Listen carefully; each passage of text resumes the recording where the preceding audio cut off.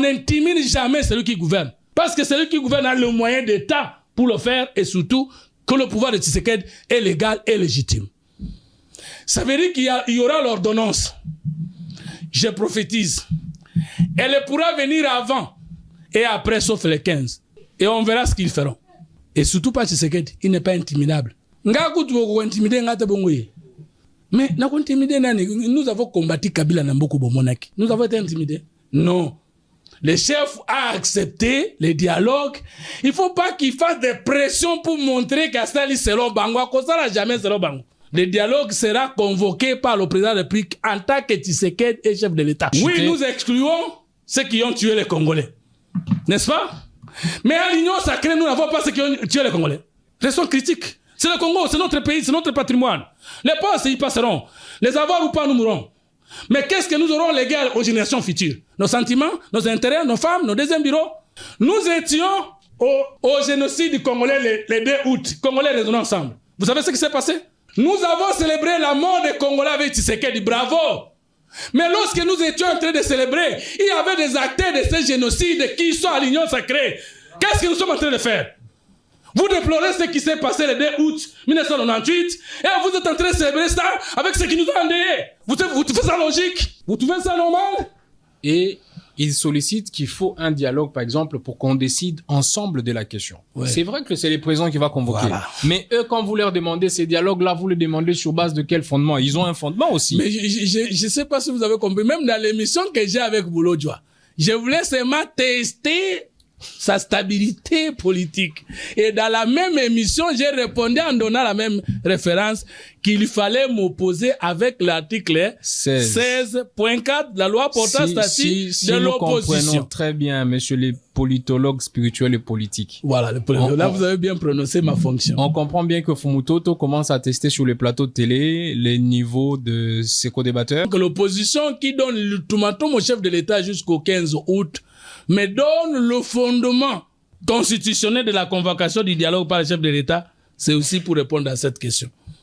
Parce que pour la loi référendaire, ils nous disent qu'une loi ne peut pas violer la Constitution. Et si nous leur disons que l'article 16.4 de la loi portant statut de l'opposition ne peut pas créer le dialogue qui n'existe pas dans la Constitution. Monsieur le Président, vous avez compris pourquoi j'avais posé la question à Boulodjoa? Montrez-moi. S'il venait par là, voilà pourquoi je voulais l'avoir. Non. Nous n'allons pas accepter d'appliquer cette disposition, l'article 16.4 de la loi portant statut de l'opposition, parce qu'elle ne peut pas organiser les dialogues, un concept qui n'existe pas dans la Constitution. Donc, cette loi a violé la Constitution. Et vous, en tant que C64, vous devez la combattre. Parlement des étudiants. Et si l'université venait enfin à vous? Avec université.cd, plus besoin de choisir entre vos études, votre travail ou votre famille. Étudiez où que vous soyez, à tout moment, depuis votre smartphone, votre tablette ou votre ordinateur. Suivez des cours en ligne, échangez avec vos enseignants et préparez un diplôme reconnu sans quitter votre ville. La plateforme met en relation les étudiants avec des universités partenaires en République démocratique du Congo et propose un apprentissage 100% en ligne, pensé notamment pour les professionnels et la diaspora. Rendez-vous sur le site université.cd pour vos inscriptions ou plus d'informations. Parlement des étudiants. Honorables parlementaires, distingués invités et chers collègues, la plénière est ouverte. Un seul point est inscrit à l'ordre du jour, à savoir quid du dialogue national inclusif sans Kabila et la FCM 23. Pour en parler, nous recevons le président du parti idéal patriote, M. Fumutoto Basanga, avec qui nous allons échanger sur une opinion qui pense que le dialogue va être inclusif, mais que les auteurs de massacres, de la désolation, du pillage qui s'organise aujourd'hui à l'est de la RDC n'ont pas droit de prendre part à ces dialogues-là. Nous serons donc en train d'analyser cette question, comprendre des bien fondés, la nécessité et comment ça sera pratique dans les contextes congolais. Sans plus tarder, M. Fumutoto, vous avez 7 minutes pour votre introduction et ensuite vous serez face aux étudiants pour les questions. Parlement des étudiants. Docteur, Papa Tito souffre de l'hypertension artérielle, le diabète de type 2 et la prostate. D'après nos recherches, le complément alimentaire BioHerbs Cacao est la solution pour Papa Tito. BioHerbs Cacao est un cacao en poudre de première qualité, possédant des propriétés aphrodisiaques, naturelles et puissantes. Elle n'est comprend d'aucun colorant ou arôme artificiel. Profitez avec le meilleur cacao, savourez avec de l'eau, chaud ou avec du lait. Retrouvez dans ce cacao vos performances physiques. Soignez la prostate sans médicaments ni opération. Je vous recommande ce complément alimentaire BioHerbs Cacao. Dégustez le meilleur goût du cacao avec BioHerbs Cacao. Parlement des étudiants. Pour cette question, dans 7 minutes, je vais parler des 10 commandements d'un dialogue normal, politiquement parlant. Le premier commandement, c'est que nous devons nous poser la question de savoir d'abord c'est quoi un dialogue. Et à cette question, je ne vais pas au Parlement des étudiants commencer par vous donner la définition du dialogue en français, mais je voudrais poser la question à l'opposition, à nous le pouvoir et à toute la société civile. Où est le fondement constitutionnel du dialogue entre l'opposition et le pouvoir en cours de mandat?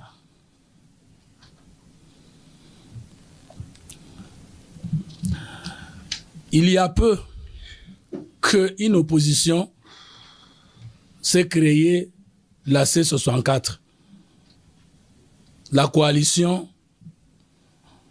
autour de l'article 64, qui avait pour mission de mettre des pressions sur le président de la République et chef de l'État, son Excellence Antoine Félix Tshisekedi, Antoine Tshilombo, j'allais répéter.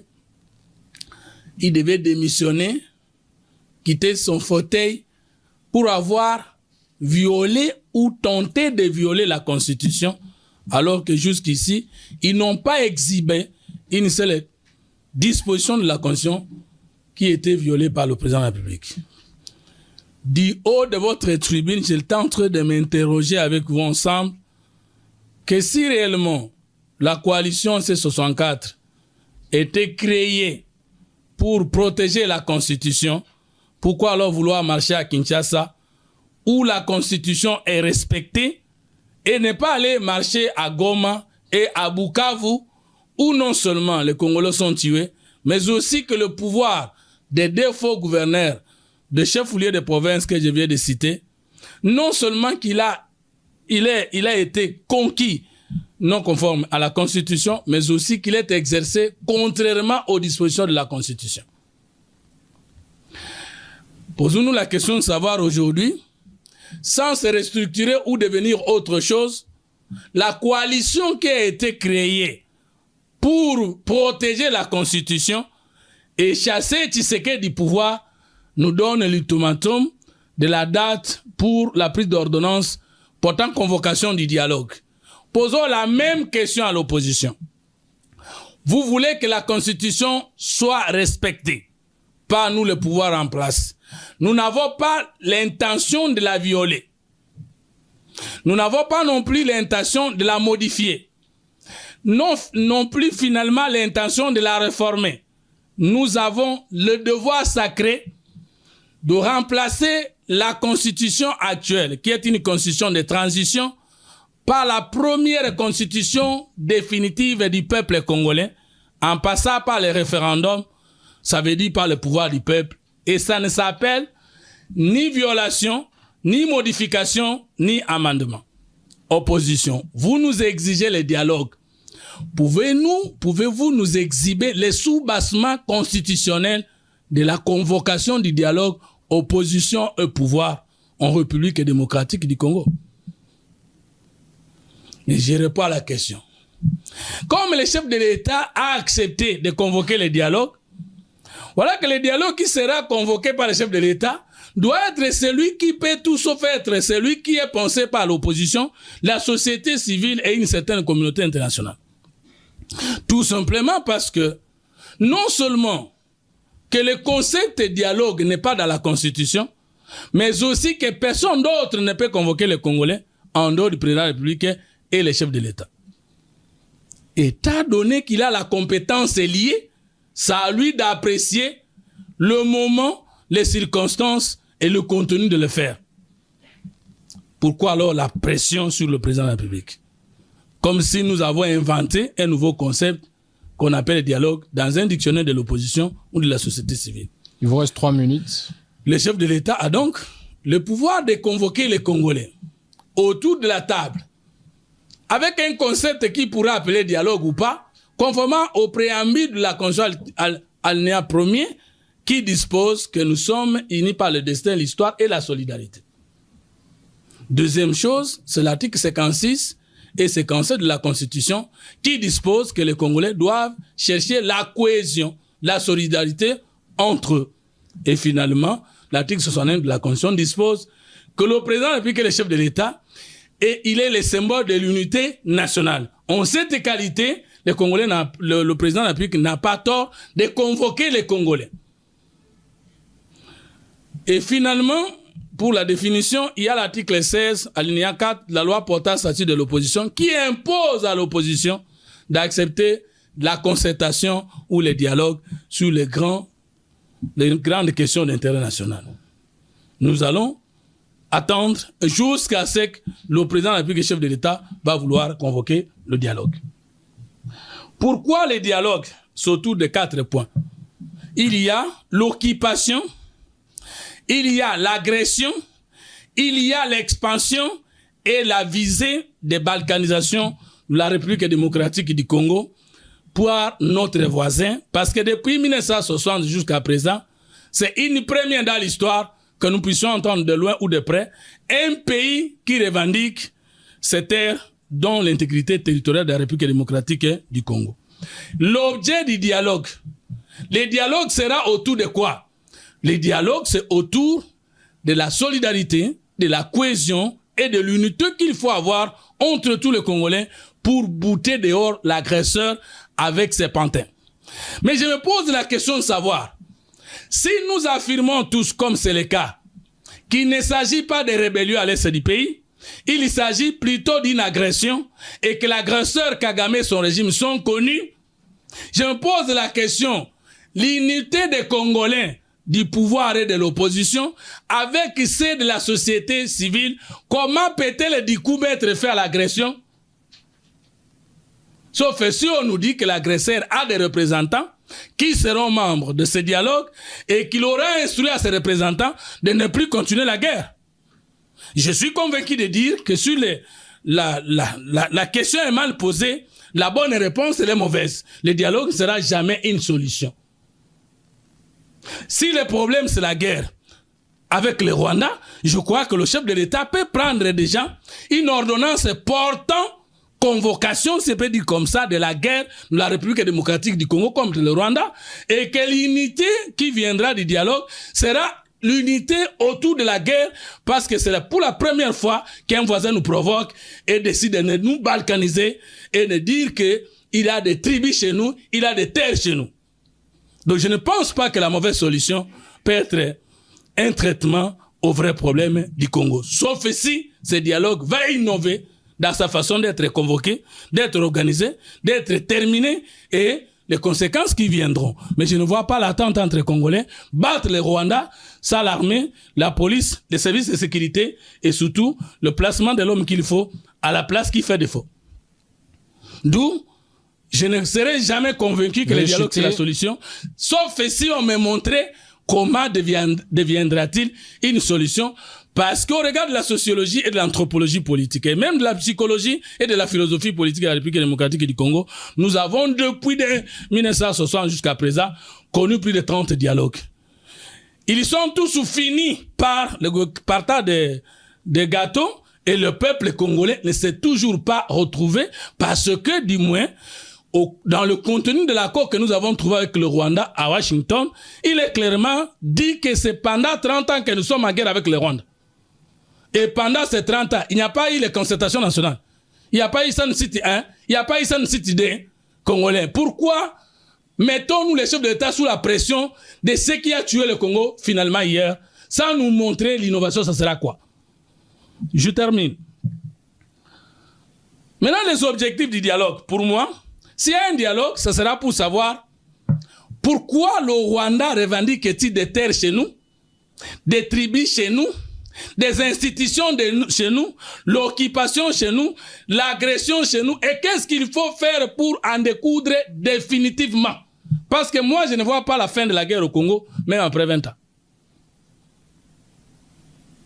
Je ne vois pas. Parce que si le problème est mal posé, la bonne réponse sera toujours mauvaise. Quel est le problème?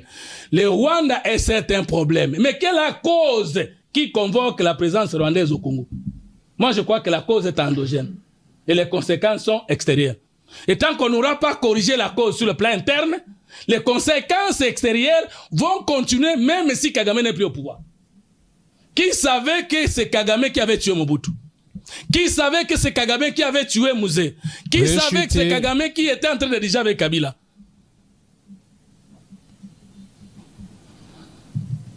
La finalité du dialogue. Il y a 3 finalités de dialogue. Les espions de Kagame réussiront après le dialogue à connaître notre position. Parce que nous n'aurons pas le dialogue au Congo sans que les espions de Kagame soient à l'intérieur. Parce que ça fait longtemps qu'il y a brassage, mixage et qu'il y a eu infiltration au sein de nos institutions. Tout ce que nous allons prendre comme décision au niveau du dialogue sera immédiatement connu de l'ennemi. Et je ne vois pas comment, sans effet de surprise, dans une guerre, on peut battre l'ennemi.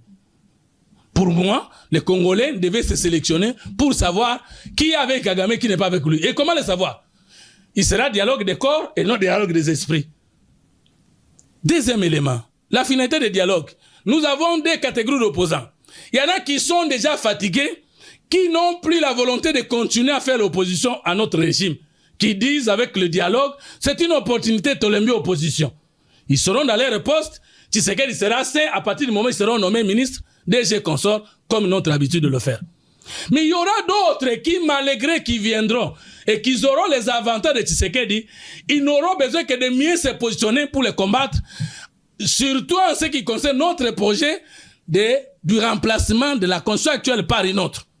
Comment allons-nous meubler les revendications de l'opposition pour permettre au chef de l'État de rester au pouvoir au-delà de 2028 après le dialogue? C'est à nous de réfléchir. Alors, le président me demande toujours de chuter, mais ceux qui n'ont pas chuter mal. Maintenant, on va chuter 1 minute, s'il vous plaît. Merci. Minute. Qui sera le médiateur? Les anciens opposants politiques, ecclésiastiques du président Tshisekedi. Mais qui les aura convertis à notre cause? Est-ce que ça ne sera pas pour eux une occasion maligne d'imposer le pacte social? Combien de fois les prélats catholiques ont dirigé des assises au Congo, ça réussit? Vous me donnez un seul exemple d'une organisation sociale congolaise, d'un forum entre Congolais qui a été dirigé, patronné par un prélat catholique ou protestant et qui a connu le succès. Malheureusement, ce sont eux qui sont à la tête. Parce qu'on ne peut pas comprendre. Quand il y avait des échanges, c'était Cholet et les autres qui prenaient la tête.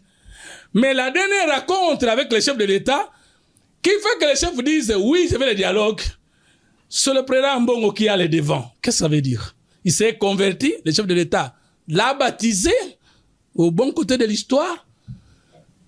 Il s'est mué à un véritable Jésus, ou c'est un contraire à Jésus qui a pris le nom de Jésus pour nous séduire.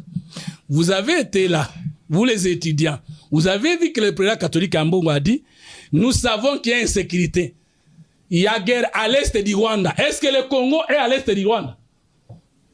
Prenez l'histoire, prenez la carte. Je termine.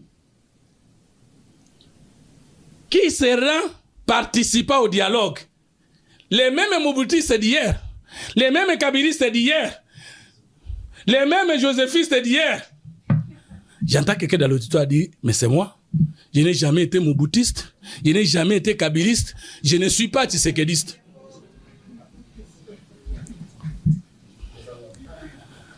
Je n'ai jamais été Kabiliste, je n'ai jamais été Mobutiste, je suis membre de l'Union sacrée, je ne suis pas Tshisekediste.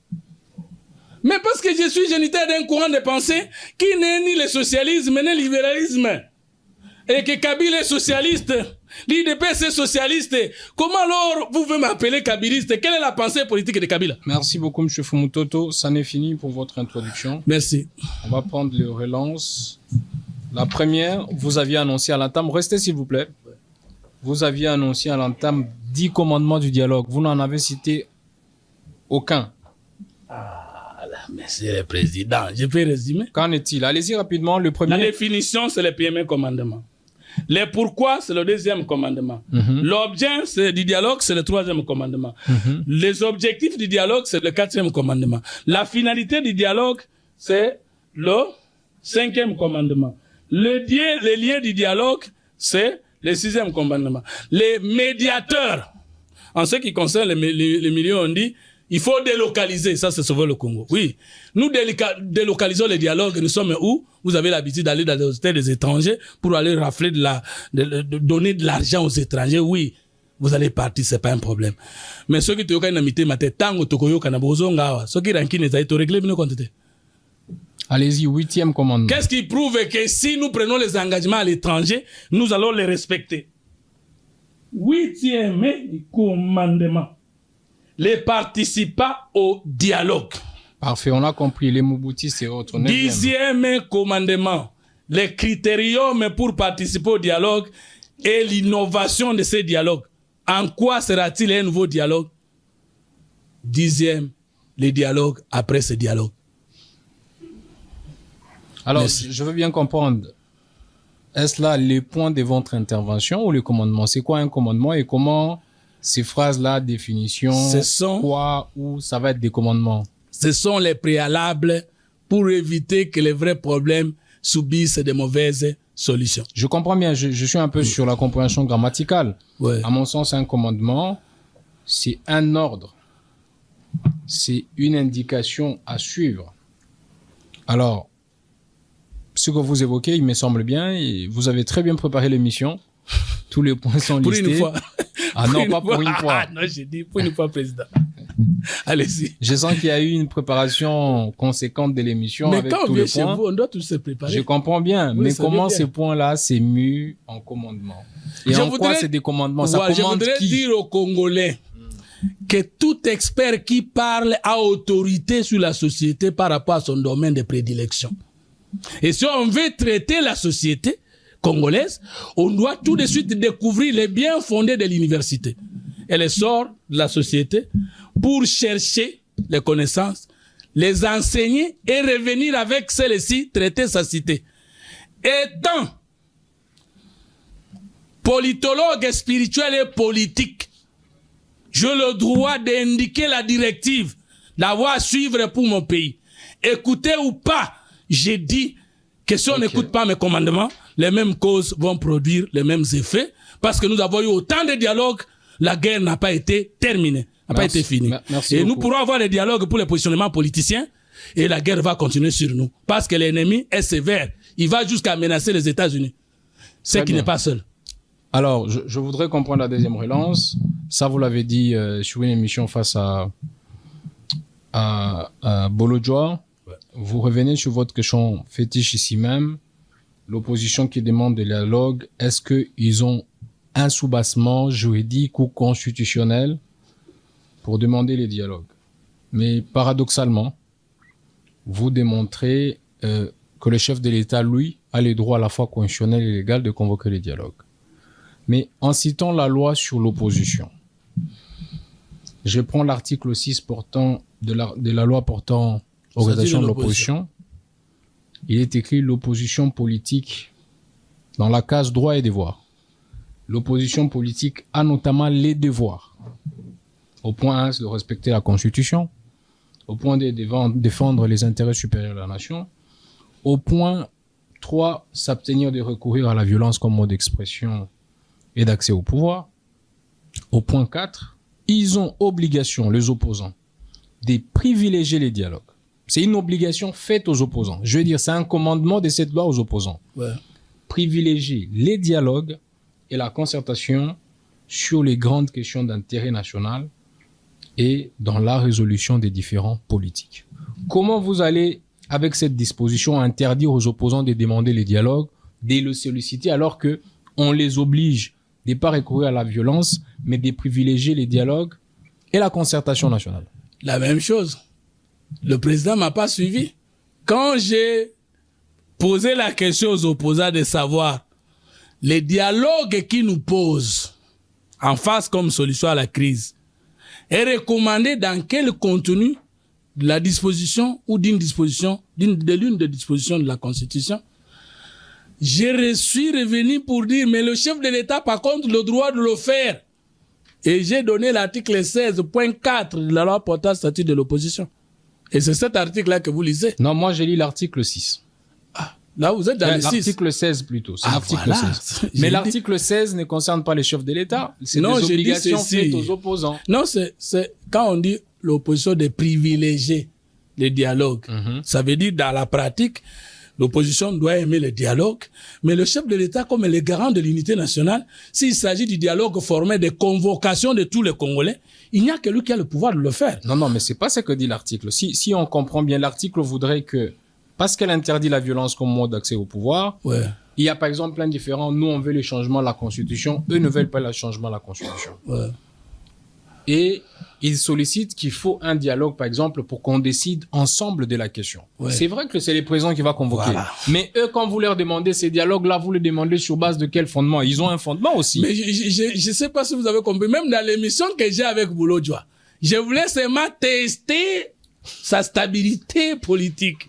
Et dans la même émission, j'ai répondu en donnant la même référence qu'il fallait m'opposer avec l'article 16.4 de la loi portant statut de l'opposition. Nous comprenons très bien, monsieur les politologues spirituels et politiques. Voilà, là vous avez bien prononcé ma fonction. On comprend bien que Fumutoto commence à tester sur les plateaux de télé les niveaux de ses co-débatteurs. Oui, pourquoi? Parce que tu sais, quelle est la différence entre... Pourquoi j'ai dit politologue spirituel et politique? En tant que spirituel, je suis un philosophe politique, inconnu. J'ai défendu un mémoire de 2 ans avec des concepts nouveaux et j'ai obtenu 85% sur un mémoire essayiste à l'INIKIN. Ça signifie qu'on a accepté tous les concepts que j'ai créés en sciences politiques. La société me doit écouter comme elle écoute les médecins lors de leurs consultations. Comme elle consulte les avocats. Il n'y a pas de plagiat. Dans mon mémoire, il n'y a pas eu de plagiat parce qu'à l'INIKIN, avant de publier mémoire actuellement, il y a un logiciel où vous soumettez votre travail pour détecter le pourcentage du plagiat. Et je crois que bientôt vous aurez mes publications et vous allez savoir que ce ne sont pas des plagiats. Deuxième élément. Messieurs les journalistes, monsieur le président des étudiants, je voudrais vous réaffirmer que la souffrance congolaise est liée à l'ignorance et non à la mauvaise volonté politique. 80% des acteurs de la classe politique congolaise est ignorant.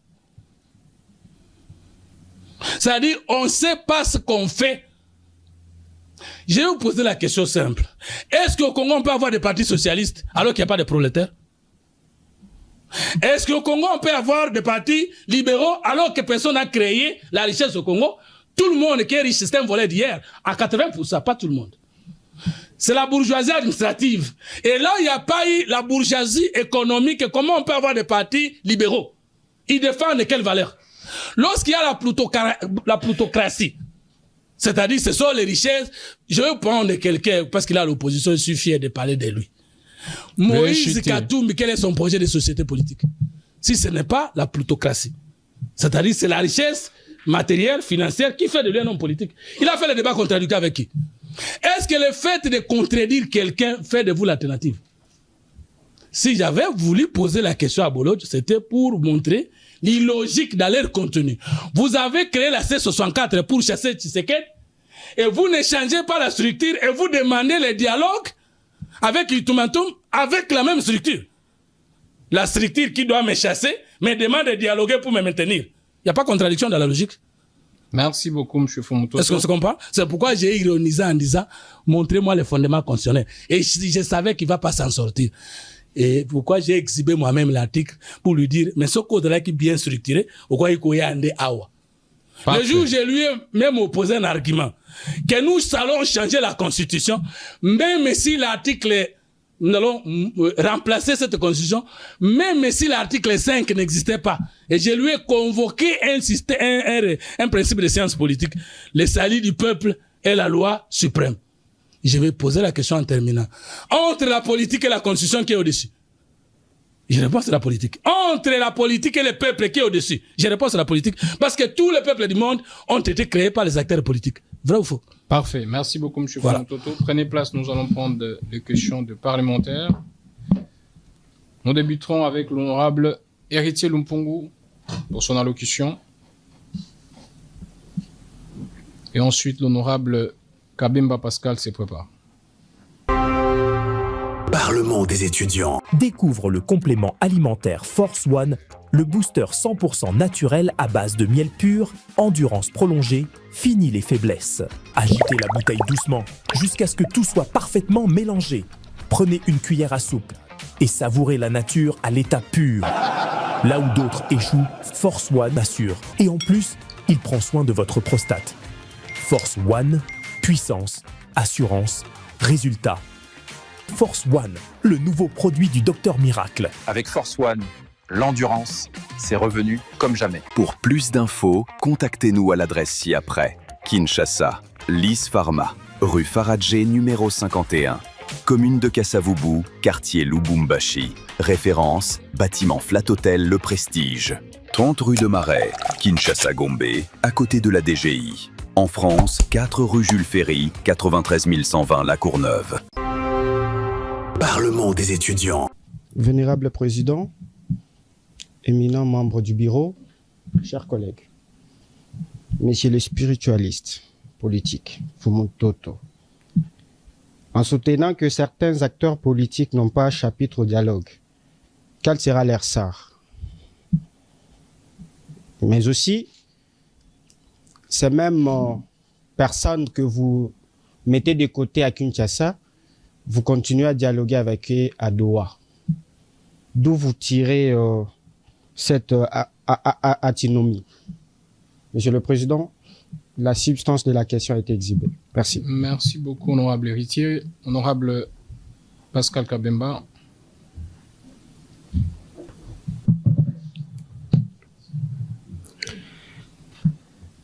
Honorable Président, honorable membre du bureau, chers collègues parlementaires, vous conviendrez ensemble avec moi que notre invité est tantôt plutôt. Tantôt, il parle du dialogue, tantôt, il ne veut pas de ce dialogue, il va dire qu'il veut y participer. Mais bon, parce qu'il parle de ce dialogue, Fumu Toto, vous soutenez ces dialogues dans l'espoir de vous retrouver alors finalement au pouvoir. Si il arrivait que vous n'allez pas vous retrouver et que vous n'allez pas avoir une parcelle, allez-vous continuer à défendre le président de la République comme vous le faites aujourd'hui suite à toutes vos positions? J'ai dit au nom du président. Merci beaucoup, honorable Pascal Kabemba. M. Fumototo, pour rencontrer ces deux préoccupations.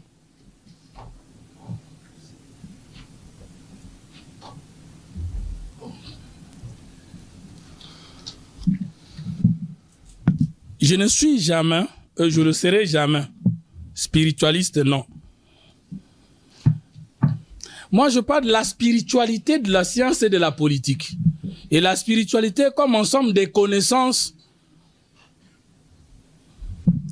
nous logiques, je vais être simpliste, ensemble des connaissances métaphysiques, mais pas en dehors du corps de l'homme, qui sont à la base de la création de toutes les disciplines scientifiques. Vous savez que la médecine, au départ, était considérée comme la magie. C'était pas loin de l'alchimie et les autres. Mais aujourd'hui, c'est devenu une science. Si vous n'êtes pas spirituellement élevé, vous ne pouvez rien faire pour votre peuple parce que vous allez prendre la fonction politique comme un privilège alors que c'est une responsabilité et une charge.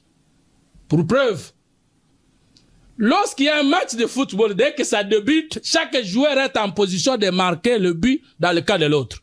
Mais qu'est-ce qui fait qu'en Afrique, quelqu'un peut faire 10 ans au pouvoir, 15 ans au pouvoir, son peuple ne s'est pas retrouvé, mais lui s'est retrouvé spirituellement faible. Qu'est-ce qu'il fait que quelqu'un qui était président se retrouve en prison dans son propre pays pour avoir volé? Comment quelqu'un qui a tel niveau d'être ministre n'a pas encore volé l'argent de l'État? Alors que déjà étant ministre, vous ne manquez pas un salaire brut de 15 000 $, vous ne manquez pas les avantages et privilèges liés à votre fonction, et malgré ça, vous n'êtes qu'un individu, vous avez des parcelles à Gombe, vous avez des parcelles à Limité, vous avez des parcelles à New York, et vous allez jusqu'à détourner l'argent des pauvres. Je ne le serai jamais. Moi, parce que je suis spirituel, et en tant que spirituel, j'ai la conscience d'hier, d'aujourd'hui et de demain. Je vivrai même si je ne suis plus en chair, comme Socrate, comme Lumumba, comme les autres. Vous avez compris? Un homme spirituel, c'est celui qui vit dans une conscience d'être au-delà du temps. Allez-y à la question, s'il vous plaît. Voilà pourquoi nous écrivons, parce que nous allons exister longtemps après comme Socrate. Maintenant, quand je prends la question, politologue, parce que j'ai étudié les acteurs politiques et les institutions, les élections, les procédures du pouvoir. Et penseur politique, parce que je propose des schémas. Maintenant, la question que notre ami me pose, vous refusez les dialogues avec les gens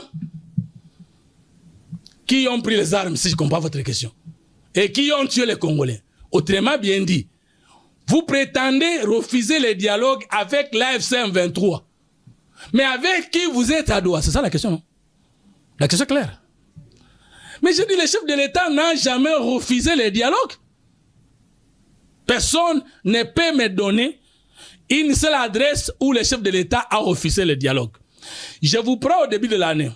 Lors de sa rencontre avec nous tous les sociétés de l'Union sacrée à la Cité de l'Union africaine, il a dit qu'il est opposé à tous ceux qui pensent que lui, Félix Tshisekedi-Antoine Tshilombo, est réfractaire au dialogue. Il ne refuse pas de dialoguer, mais il ne veut pas dialoguer avec les pantins. Il préfère dialoguer directement avec leur maître à penser. Mais Doha, c'est le dialogue entre qui? Entre Tshisekedi et les rebelles? Non. Entre Tshisekedi et les agresseurs? Non. Doha s'est inauguré par le dialogue primordial entre le président Tshisekedi et Kagame. Pour ceux qui ont l'histoire récente. C'était quoi? Il y avait des processus en cours. Le processus de Rwanda qui concernait M. Tshisekedi, président de la République, chef de l'État de la République du Congo, et M. Kagame, cher Lorenzo, vers la fin de l'année 2024. Ça, c'est l'histoire. Vous connaissez ça? D'ailleurs, l'histoire récente. Pendant que le chef de l'État s'est présenté, le Congolais s'est présenté à Rwanda, Kagame a refusé d'y venir. Et pendant que nous étions en train de nous poser la question où est notre chef de l'État, nous avons vu ces images de rencontres avec Kagame à Doha. C'était pas ça?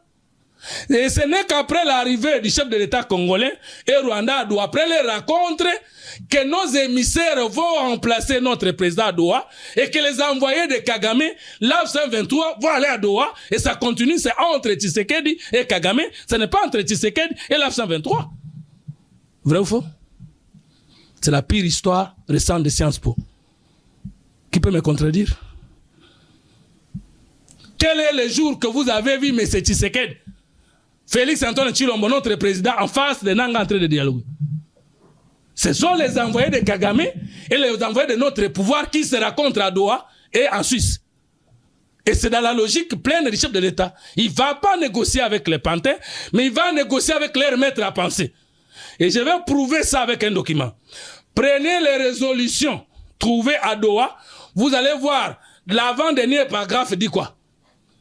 Les accords trouvés à Doha entre l'AFC-M23 et le gouvernement de la République démocratique du Congo. Ça ne vous dit rien. Si ils étaient congolais, pourquoi alors on dit, au lieu de dire accords trouvés, attentes trouvées entre les rebelles et leur gouvernement ou le gouvernement de leur pays, on dit l'AFC-M23 et le gouvernement de la République démocratique du Congo, pas le gouvernement de Kinshasa.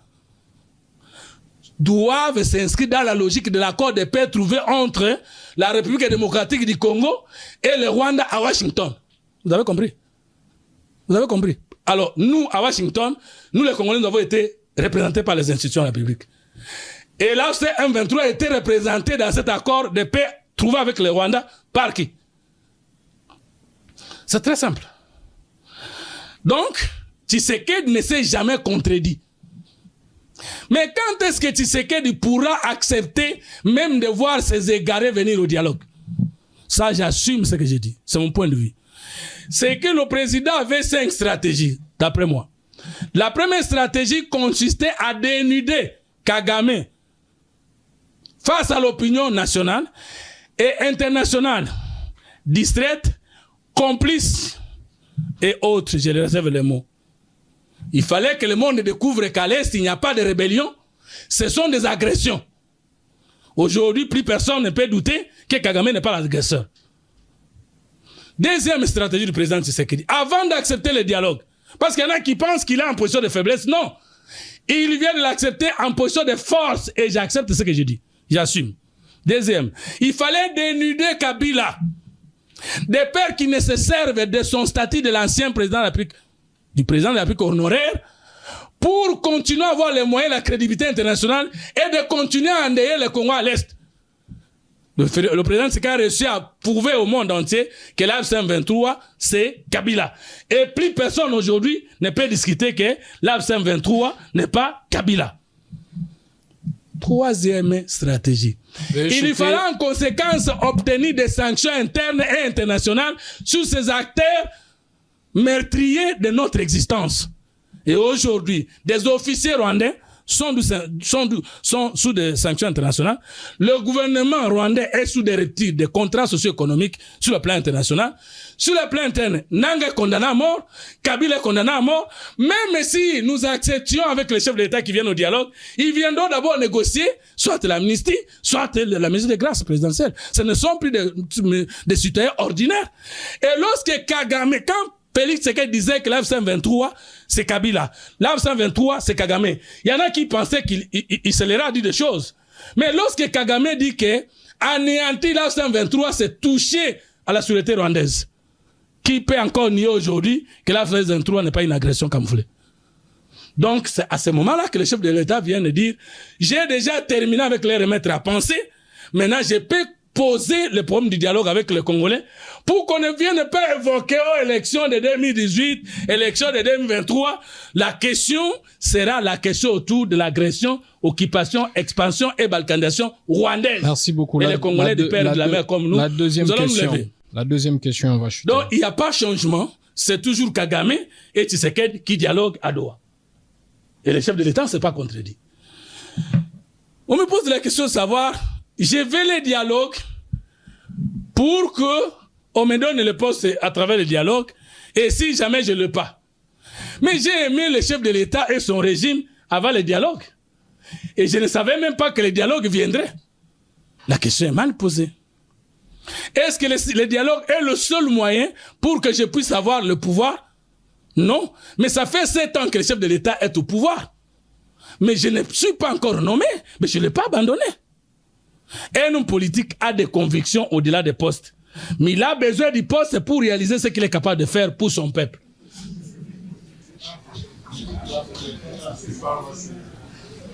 Mais Tshisekedi père a refusé tous les postes, il est mort. Mais ça ne veut pas dire qu'il n'avait pas besoin de postes. Avec ou sans les postes, les Congolais savent qu'est-ce que Fumutoto représente en bien ou en mal. Et je termine. Je n'ai pas aimé le dialogue, je n'ai pas non plus contesté le dialogue ici. Parce que j'ai entendu, si le dialogue, je suis tantôt plutôt non. En tant que scientifique, je suis critique. Et ça s'appelle la méthode dialectique, avant que je n'ai créé la méthode libérationniste en sciences politiques. La méthode de libération, ça veut dire, vous êtes fort, élaguez la crise à qui est avant vous. Vous êtes un homme politique, montrez-vous comment vous avez trouvé votre peuple en souffrant dans un domaine, et comment après votre passage, il ne souffre plus. Vous avez trouvé les embouteillages. Vous êtes ministre des Transports. Vous êtes une année au pouvoir. Vous n'avez même pas résolu le problème des bouchons. Est-ce que vous êtes un homme d'État? Vous démissionnez lorsque vous arrivez au poste et que le poste ne vous permet pas de résoudre le problème politique pour lequel vous êtes battu. Mais les postes, pour les postes, ça va résoudre quel problème au Congo, en Afrique. Donc moi, je dis ceci. Je ne suis pas contre le dialogue. Je ne suis pas non plus pour le dialogue. Mais si le chef de l'État est pour le dialogue, je finirai par l'être. Mais je serai toujours critique.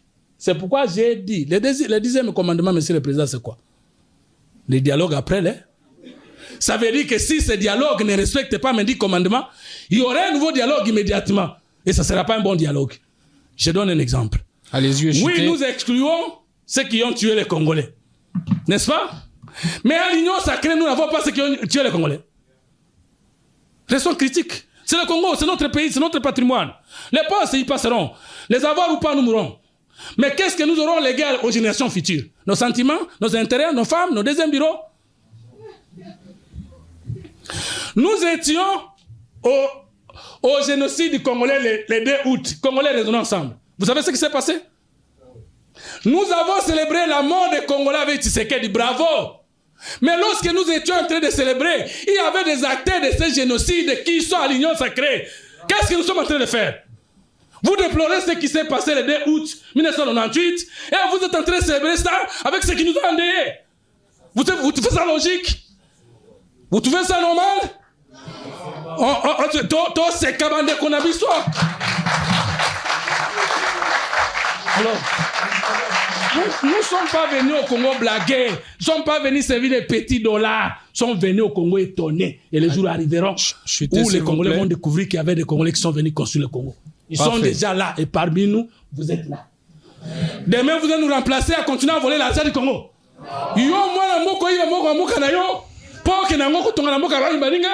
Vous trouvez ça normal? Et que cette génération doit continuer? Les dialogues de positionnement, je suis opposé. Les dialogues de la solution, je suis d'accord. Merci. Merci beaucoup. Je vais revenir sur un point. Restez s'il vous plaît. Je vous avais expliqué que à Doha, la République démocratique du Congo, tolérance s'il vous plaît, on va évoluer. Vous dites qu'à Doha, les gouvernements congolais discutent avec Rwanda. Oui. Mais le scénario n'est pas plutôt le contraire. Avant l'accord de Washington, il y a eu Doha, la rencontre les chefs de l'État rwandais et congolais. S'en est suivi les discussions avec Trump, qui a donné résolution à la signature entre le Rwanda et la République démocratique du Congo de l'accord de Washington, qui règle, vous l'aviez même défendu ici, la question du conflit qui oppose la RDC au Rwanda. Si vous dites qu'à Doha, le gouvernement congolais n'est pas en train de discuter avec le mouvement AFC-M23, composé des Congolais inféodés par le Rwanda, et que c'est à nouveau les Congos qui discutent avec le Rwanda, à quoi ça aurait servi d'avoir un accord de paix à Washington et de continuer la discussion à Doha? Par contre, l'accord de Washington, qui oppose et règle les différends politiques Rwanda-RDC, au point 3 parle du désengagement, désarmement et intégration de groupes armés non étatiques. Et à ce sujet, il est dit, afin de promouvoir une cessation durable des conflits et de réaliser les potentiels économiques de la région, le parti soutient les négociations en cours entre la RDC et la FCM23 avec la médiation de l'État du Qatar à Doha et les efforts visant à désarmer, à démobiliser les groupes armés non étatiques. Il s'agit notamment des éléments suivants. On y arrive jusqu'au point 3 de ces éléments. On parle de l'intégration conditionnelle dans les forces de sécurité. On écrit toute intégration éventuelle des combattants dans les forces armées de la République démocratique du Congo et de la police nationale s'effectue de manière rigoureuse, individuelle et conditionnelle, au cas par cas sur base de critères clairs, y compris l'aptitude physique et morale, en particulier le respect et l'absence des violations graves du droit international humanitaire et la loyauté envers l'État et ses institutions. Ça veut dire que à Doha, à Washington d'abord, les chefs de l'État et le gouvernement ont discuté avec le Rwanda. Ouais. À Washington, le chef de l'État le gouvernement congolais va discuter avec les groupes armés soumissionnés et soutenus par le Rwanda. Ouais. Mais vous semblez dire qu'à Doha, on ne discute pas avec les les groupes armés, c'est encore le Rwanda. Comment on discute à Washington et à Doha au même moment? Merci beaucoup, Monsieur le Président. Il y avait des processus. J'avais épinglé le processus de Luanda. Mais il y avait le processus de Nairobi.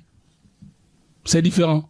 Le processus de Luanda, c'était autour de l'agression de la République démocratique du Congo par le Rwanda avec la résolution du Conseil de sécurité des Nations Unies.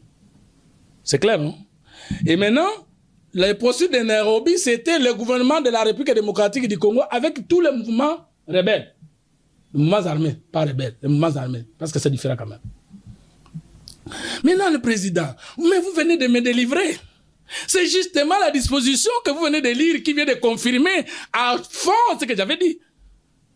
J'avais dit comment commence on inaugure Doha. C'est le président de la République démocratique du Congo, Félix Tshisekedi Antoine Tshilombo, et Kagame qui se rencontrent devant l'émir du Qatar. Et dans la semaine qui suit, les gens de l'AFC 23 et les représentants de nos institutions envoyés par le chef de l'État se rencontrent. C'est clair. Qui avait inauguré? Qui avait commencé? Non, le problème, ce n'est pas l'inauguration. Le problème, c'est les gouvernements discutent avec qui à Doha pour qu'ils s'interdisent de discuter avec eux à Kinshasa. Est-ce que vous me suivez? Je vous suis. Ce ne sont pas les deux délégations qui ont commencé à discuter. Ce sont les deux chefs de l'État qui sont arrivés à Doha, qui ont discuté et qui ont trouvé un contrat. La question n'est pas aussi qui a introduit la discussion. La question, c'est vous discutez avec l'AFC M23 à Doha. Pourquoi vous vous interdirez de discuter avec eux à Kinshasa? Non, mais on ne se comprend pas. Je réponds que nous ne discutons pas directement avec eux. Le problème, c'est pas directement ou indirectement, non, mais vous discutez avec eux quand même. Non, mais le chef a dit ceci. Je vais discuter directement avec leur maître à penser. Parce que mais ils n'ont avec pas... leur maître, on l'a fait à Washington. Mais on a un accord de paix. Écoutez là, mais la logique est la même à Washington. Dans Washington, le point 2 que vous venez de lire, les partis soutiennent les négociations en cours à Doha. Alors, si les partis qui sont là sont toutes congolaises, ça veut dire que l'AFC 23 est une rébellion congolaise.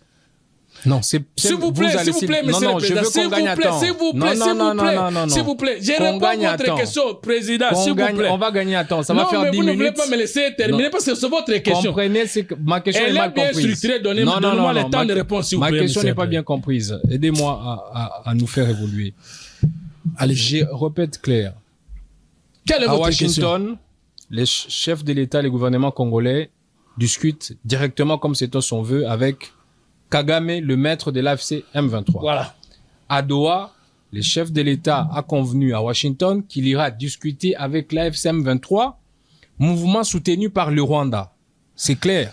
Non, mais non, vous dites que ce ne sont pas des Congolais là-bas, c'est encore le Rwanda. C'est là où on ne comprend pas. Ce ne sont pas des Congolais, on ne peut pas appeler des Rwandais pantins. Quand on dit pantins, ça veut dire des Congolais à la merci du Rwanda. Je n'ai pas dit qu'il n'y a pas de Congolais. Vous discutez avec Doha ou pas? S'il vous plaît, président, suivez ma réponse. Elle est costaud, s'il vous plaît. Allez-y. Est-ce que vous me suivez? Allez-y. Il y avait des processus. Luanda, Kagame, Tshisekedi et Nairobi. Mon gouvernement avec les groupes armés. Pas Tshisekedi avec les groupes armés. Il faut qu'on comprenne très bien. Le président dit, de son vivant, il ne va pas négocier avec eux. Mais il va négocier avec Kagame, les sorciers. Vous savez, c'est ça qu'il a prononcé le discours. Maintenant, les gens pensaient que Tshisekedi s'est contredit. Et moi, avec historien du présent, politologue, j'ai dit, il ne s'est jamais contredit. Qu'on découvre dans l'histoire que le président ne s'est jamais contredit. Il a dit, je vais discuter directement avec leur maître à penser. Ça veut dire que si leur maître à penser avec moi, on se convient, moi, je vais envoyer les miens, lui, il va envoyer les siens, et les deux groupes vont se rencontrer, et c'est ce qui se passe à Doha. Maintenant, le passage de l'accord, venez de prouver ce que j'ai dit. Kagame a pris position pour quel camp? C'est pour l'AFC M23. Mais s'ils sont des Congolais, toi, tu es étranger, en quelle qualité tu vas accepter leur désengagement, leur désarmement? Si toi, tu n'es pas derrière eux, et ce n'est pas toi qui les envoies. Mais le président Tshisekedi accepte ça pour que le monde trouve que c'est Kagame qui les envoie. Et Kagame par suite dira, toucher au 23, c'est toucher à la sûreté du Rwanda. Nous connaissons aujourd'hui que Nanga et tous les Congolais qui sont à l'AFC 23 sont des traîtres. Parce qu'ils acceptent d'accompagner celui qui vient tuer le Congo. Et Tshisekedi ne s'est jamais contredit. C'est au chef de l'État de dire, va-t-il accepter l'arrivée des traîtres congolais au dialogue entre les Congolais? C'est-à-dire négocier avec les envoyés de Kagame. Mais mon deuxième point, maintenant quand vous voyez, même quand vous prenez l'intégration, quand on dit qu'on ne va pas intégrer les groupes armés non étatiques, qui est le groupe armé non étatique ici? C'est la M23, non? Parce que nos militaires qui sont au front ne constituent pas un groupe armé non étatique. Ce sont des militaires loyaux à notre régime, ce sont des Congolais. Mais Kagame, en quelle qualité a-t-il pris des engagements pour la M23 si ce n'est pas lui les remettre à penser? C'est pourquoi j'ai dit que Washington a confirmé. Voilà pourquoi, et à Doha, 4e paragraphe de leur signature, il dit tout ce que nous convenons ici suit la logique de ce qui a été trouvé par nos parrains ou nos autorités à Washington. Et tu sais qu'elle ne s'est pas contredit. Maintenant, est-ce que j'ai répondu à votre question, Monsieur le Président? Mais j'ajoute. Pourquoi est-ce que j'ai parlé d'un dialogue après le dialogue? Parce que si nous disons qu'ils ne vont pas entrer, c'est bien. Parce qu'ils nous ont tués, c'est bien. Mais si nous n'aurons pas l'armée, la police et les services de sécurité pour les mettre dehors et qu'ils avançaient. C'est pourquoi j'ai dit que nous devons traiter ces problèmes avec beaucoup de profondeur, de patriotisme et de détermination. Dire qu'ils ne viendront pas, ça va. Mais ils ont les armes. Il faut les bouter dehors. Merci beaucoup. Parce que nous n'allons pas accepter, que, même s'ils n'avançaient pas, nous n'allons pas accepter qu'ils continuent à gagner Bukavu, Goma, Rutshuru et consorts. Parce que même s'ils continuent à gagner un seul territoire, c'est au Congo. C'est le territoire des Congolais. D'où, nous ne disons pas qu'ils vont venir. D'ailleurs, le chef de l'État ne s'est pas encore prononcé. Tout ce que nous faisons ici, ce sont les analyses. Quand l'ordonnance viendra, nous allons nous plier. Merci. Attendez, laissez-nous nous déchaîner parce que l'ordonnance n'est pas encore là. Merci beaucoup, M. Fumutoto. On va prendre 2 dernières questions. Prenez place, honorable Naomi. Et ensuite, honorable Philo.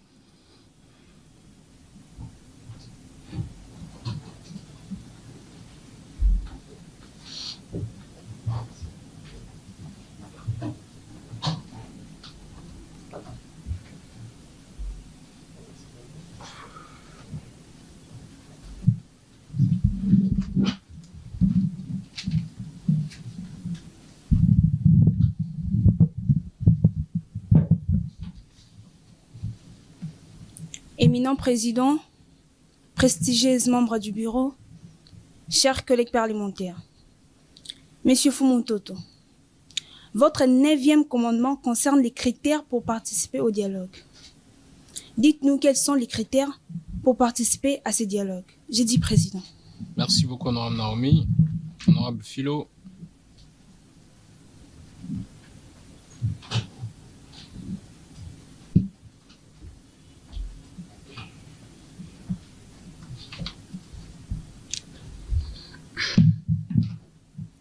Notre pays traverse une période où la question du dialogue inclusif est devenue une priorité. C'est pourquoi, honorable président, j'aimerais que notre invité d'honneur nous éclaire sur cette préoccupation. L'opposition a donné son ultimatum pour la tenue du dialogue le 15 août. Pensez-vous que les chefs doivent urgemment convoquer ces dialogues? Qu'il vous plaise de répondre. Merci, honorable président. Merci beaucoup, honorable Philo. Président Fumutoto, pour répondre à ces 2 questions, 4 minutes et on va chuter. Un jour, nous allons marcher ici pour exiger beaucoup de minutes. Nous allons faire les sit-ins du pouvoir ici, au Parlement. On va dialoguer, c'est pas grave. On va dialoguer. Le président a accepté, merci. Très souple. Madame, si j'ai introduit en posant la question que l'opposition qui donne l'ultimatum au chef de l'État jusqu'au 15 août, me donne le fondement constitutionnel de la convocation du dialogue par le chef de l'État, c'est aussi pour répondre à cette question. Parce que pour la loi référendaire, ils nous disent qu'une loi ne peut pas violer la Constitution. Et si nous leur disons que l'article 16.4 de la loi portant statut de l'opposition ne peut pas créer le dialogue qui n'existe pas dans la Constitution. Monsieur le Président, vous avez compris pourquoi j'avais posé la question à Bolodja? Montrez-moi. S'il venait par là, voilà pourquoi je voulais la voir. Non. nous n'allons pas accepter d'appliquer cette disposition de l'article 16.4 de la loi portant statut de l'opposition parce qu'elle ne peut pas organiser les dialogues, un concept qui n'existe pas dans la Constitution. Donc, cette loi a violé la Constitution. Et vous, en tant que C64, vous devez la combattre. Je voulais voir comment il allait s'en sortir. Vous savez, le pouvoir, c'est le pouvoir. Vous savez, on vous a toujours trompé que le peuple a le pouvoir. Jamais.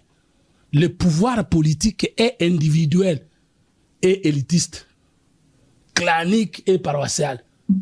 Il n'appartient qu'à celui qui l'exerce et n'appartient aussi qu'à celui qui peut renverser celui qui l'a. Il n'appartient jamais à celui qui intimide. On n'intimide jamais celui qui gouverne. Parce que celui qui gouverne a le moyen d'État pour le faire et surtout que le pouvoir de Tshisekedi est légal et légitime. Ça veut dire qu'il y aura l'ordonnance. Je prophétise. Elle pourra venir avant et après, sauf les 15. Et on verra ce qu'ils feront. Et surtout pas Tshisekedi, il n'est pas intimidable. Mais nous avons combattu Kabila Namboko Bomonaki. Nous avons été intimidés. Non. Le chef a accepté les dialogues. Il ne faut pas qu'il fasse des pressions pour montrer qu'Astali selon Bango. À cause ça, jamais selon Bango. Le dialogue sera convoqué par le président de la République en tant que Tshisekedi et chef de l'État. Je vais prier Dieu pour connaître même les premières phrases de cette ordonnance. Il sera tout sauf l'ordonnance de l'opposition de la communauté internationale et de l'église catholique ou protestante. Ça sera l'ordonnance chef de l'État portant convocation du dialogue entre Congolais. Mais ils doivent d'abord supprimer la C64 parce que ce n'est pas une structure qui a été créée pour aller au dialogue. C'est une structure qui a été créée pour chasser Tshisekedi du pouvoir sans violer la Constitution. Qui crée une autre structure et je crois que Bolodjo a raison de le quitter parce qu'il a trouvé la malhonnêteté. Et si Bolodjo qui est avec qui est, j'avais prophétisé ici qu'ils vont se dissolquer. Et maintenant ça arrive. Si Bolodjo trouve qu'ils sont malhonnêtes, vous voulez que nous puissions comprendre qu'ils sont honnêtes. Bolodjo a raison. Moi j'aime des jeunes qui ne tolèrent pas de bêtises. De ces vieux qui n'ont fait que pédirer, qui n'ont fait que nous faire souffrir. Soyez courtois s'il vous plaît. Je ne suis jamais discourtois, président. Dire à un voleur que tu es voleur, c'est la discourtoisie. Un voleur a volé mon truc, je dis que tu es voleur. Après, vous dites, soyez discourtois avec les voleurs. Soyez courtois avec les voleurs. Que j'ai dit quoi, président? Président, un jour, j'avais prononcé la masturbation intellectuelle. Vous avez dit non. Mais c'est un cours de philosophie politique. Qui parle de la masturbation intellectuelle. Monsieur le Président. Terminons en beauté l'émission. La deuxième question. J'ai toujours terminé en beauté avec vous. Président, vous avez dit que nous allons négocier. Hein? Vous aussi, vous devez privilégier les dialogues avec nous. La dernière question. Monsieur le Président. Alors, question. La deuxième question. Donc, le chef de l'État a décidé, il ne va pas changer. D'après lui-même, il va convoquer les dialogues. Mais il faut comprendre que il va distraire Batu. Bolobaki va marcher contre Tshisekedi. Babengi bino nandaishimi botiki. Bolobini. C'est que Bobane ko luka ko marcher te wono luka ne babenga bino. Mais bazo benga bino. La calme. Quels sont les critères pour le dialogue? Les critères pour le dialogue. Il faut tout de suite tuer la question des poids politiques. Vous comprenez que si on ne tue pas les poids politiques, vous les jeunes, vous n'aurez jamais un chapitre dans le système politique congolais. Parce qu'on se réfère toujours aux expériences des grands voleurs d'il y a 32 ans de Mobutu. Il y a 18 ans de Mobutu et c'est quelques voleurs qui sont encore avec nous à l'Union sacrée. Ils sont plus âgés que nous. Si on prend l'âge, on vous élimine. Si on prend le poids politique, et ils ont eu beaucoup d'argent de différentes malgouvernances, et ce sont ces sommes d'argent qui leur permettent à 80% d'avoir beaucoup de députés. Et si on prend le poids politique, la femme viendra quand? Si on prend le poids politique, les jeunes viendront quand? Bon, vous avez eu le poids politique. Vous avez amené beaucoup de députés au Parlement. Vous avez amené beaucoup de gens au gouvernement. Mais vous n'avez pas aidé le chef de l'État à trouver la paix à l'est du pays. Que représente encore votre poids politique au dialogue? Le critère, c'est qu'on doit sélectionner sur base de critères objectifs. sans poids politique. Si on dit un parti politique, des dirigeants, alors tous les partis politiques, des représentants. Si on dit le mouvement de la jeunesse, alors 3 membres, alors chaque mouvement de la jeunesse, 3 membres, on aura la chance d'avoir et les anciens bons et mauvais, et les nouveaux bons et mauvais, et on pourra créer la nouvelle classe politique congolaise. Premier critère. Deuxième critère, comment ferons-nous pour savoir que celui-ci, même s'il est de l'Union sacrée, c'est un représentant de Gangame?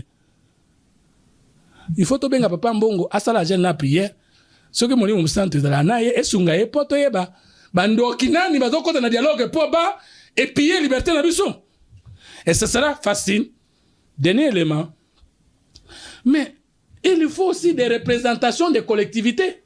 On ne va pas dialoguer sans les représentations des groupements, sans les représentations des territoires, sans les représentations des provinces, et ça des corporations, des représentants de corporations, des femmes, des jeunes consorts. Mais finalement, on sera au nombre de combien? Et l'argent qui va sortir ne pouvait pas nous aider à acheter les armes. Et si on ne dialoguait pas et qu'on chassait les Rwandais, on aura fait comme quel péché? Donc, j'ai terminé sur le critère. Prenons les critères objectifs. Ne prenons pas l'habitude de remplir les effectifs alors qu'on sait que oh, Moutoune ça l'a raté. 2. Il faut qu'au niveau du dialogue, tout le monde qui entre découvre, selon ma proposition, qu'il y aura le commandement d'un débat contradictoire oulé sur l'obligation du remplacement de la constitution actuelle. Au niveau du dialogue, on doit en débattre. Est-ce que le Congo a une constitution? Il faut botter Kabiso. Bato ya pouvoir na bato ya position toye ba qui a fait les sciences politiques, qui a fait le droit tondongwa na bino bomona to mona argument na bango et la kisi que constitution n'est la Bible. Et même dans la Bible il y a la nouvelle alliance, il y a l'ancienne alliance, il y a la loi de Moïse et il y a la grâce de Jésus. La Bible n'a jamais été le livre d'un seul document, d'un seul temps. Et si cette constitution reste éternelle, ça serait une première dans le monde. Merci beaucoup. Voilà le dialogue. On doit avoir les intelligences, les consciences et les hommes qui ont déjà fait preuve, mais sans éliminer les gènes. Parce que tous nos critères ont toujours éliminé les gènes. Nous, au Parlement des étudiants, vous devez avoir, vous, des représentants dans ce dialogue. Parce que tout le monde accepte ce qui se passe comme débat ici. Mais si vous ne revendiquez pas, vous allez manquer la représentation, non? Et c'est bon? Merci beaucoup, M. Fumutoto. Ça n'est fini pour aujourd'hui. Merci de nous avoir éclairés sur la question de dialogue avec les 10 commandements et tous les détails et réponses aux questions posées par les honorables parlementaires. Plus rien n'étant à l'ordre du jour, la plénière est levée.